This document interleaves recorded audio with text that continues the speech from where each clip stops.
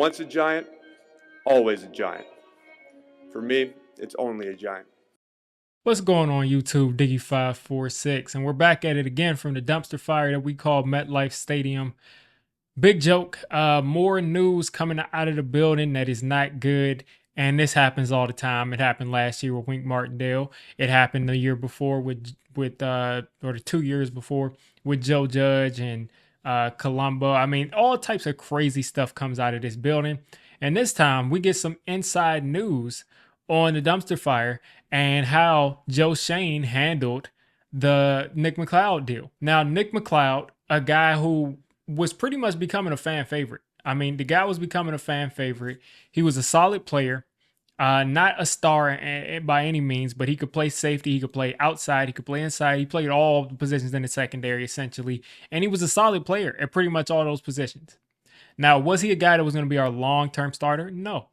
But he was making about $2.98 million. And that was the deal that Shane agreed to before the season because Nick McLeod was good. And he's agreed to that deal. And he tells Nick McLeod after 4 weeks, hey, we need you to take a pay cut. You know, we're a little tight against the cap, so we need you to take a pay cut. Nick McLeod and his agent say, we don't want to take a pay cut. You know, we're playing pretty good football. $2 million for a guy that can play all these spots. That's pretty good. Well, I want to pull it up so I make sure I'm doing things right here. But Joe Schoen says, listen, and I quote, don't pay October's rent, all right? As soon as I can replace him, I'm going to replace him. I'm not around. I mean, this is what Joe Schoen said to his agent. He said, don't pay October's rent, all right? Like, you're done. You're done here. That's essentially what he said. Like, I'm going to get you out of here so quick that you don't even need to have next month's rent ready for your apartment. So Joe Schoen is going off on, you know, bottom of the roster guys. $2 million. Just think about it. You're talking about how great of cap health we're in, and you're getting into an argument over $1 million pay cut. To do what? What major move did we make? Maybe you would have been able to save some of that money if you traded away Darius Slayton, who's not coming back, or if you traded away Azeez Ojulari, who's probably not coming back. Why would they want to come back to this? Other reports coming out this week also are players were surprised that Brian Daboll was back. They were expecting the guy to be gone. Everybody was expecting him to be gone, but the players were surprised. And then people are saying, but no, Malik Neighbors and Tyrone Tracy, they're happy that they're... What else are they going to say? What are these players going to say publicly? That they're not going to condemn their coaches publicly. It makes no sense. But they were surprised that Brian Daboll's back. This has been an absolute mess this past year. The year before that, it's been an absolute mess. And it all starts to me... From my point of view, it all starts with Joe Schoen. And just the way he handled that just showed that Joe Schoen is not the nice guy, the smiling face that he puts out there. Joe Schoen is a shark, just like all these other GMs, except he's not a good shark. He's not good. He made a dumb decision for a valuable player on the team. You lost out because, you know, he didn't want to take $1 million pay cut, and you lost out on that. So that was a dumb decision by Shane to die on that hill. It made no sense whatsoever. Also, we get a Giants insider, a guy who's in the building, and he's saying pretty much, I don't know what the process is for picking players. I don't know what we're doing here. It seems like we're just deciding what to do based on Twitter. This is what's coming out of the building. It seems like we're deciding to do based on Twitter. Remember, I've been someone who's always said, it looks like John Mayer pays a lot of attention to Twitter and makes his decisions based on that. Well, this time, it seems like he didn't listen to Twitter because he brought both of these guys back. But as far as players, they're saying that they're scouting as if they're Twitter guys. So it's like, I don't know what's going on in the building. To me, it's a big mess. We've decided to bring these two men back into the building. And with them coming back, just know that there's going to be another year of dysfunction. Now, could they turn it around? I hope they turn it around. I really hope that they can turn it around. I would love that. I would love for Brian Daboll to come out here, for Shedeur Sanders to fall to us, or Cam Ward to fall to us, and we draft that guy, and he's amazing under Brian Daboll, and we go 10 wins, and we make the playoffs, and Joe Schoen has another great draft class because he had a solid one. You know, hopefully he comes out and does that, gets the right free agents, you know, really builds a great team, and we're back to contending. or at least being in a position to make the playoffs at the end of the year. If you think about it, with Tom Coughlin for most of his career, we were there in the last 2-3 weeks to make the playoffs every single year. So hopefully we can get back to that. I would love that, but I don't have hope.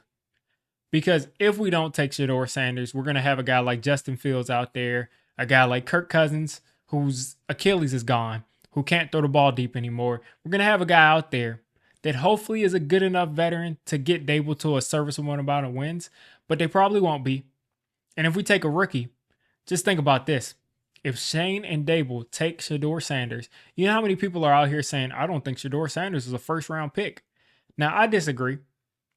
But all these guys, all of these scouts are saying that, unless it's all smoke. They're saying that. So imagine if Dable takes Shedeur Sanders, if Shane takes Shedeur Sanders. He plays the entire year here. He throws for 23 touchdowns and 10 interceptions. And we're thinking, half the fan base is thinking he's going to be great. Half the fan base is saying, he made these mistakes and he's not going to be great. Guess what? You spent the number 3 overall pick on this guy. And after a year, your head coach and your GM, they're out of here, buddy. They're out of here. And you're going to be looking at bringing a new GM in here who wants to work with this quarterback.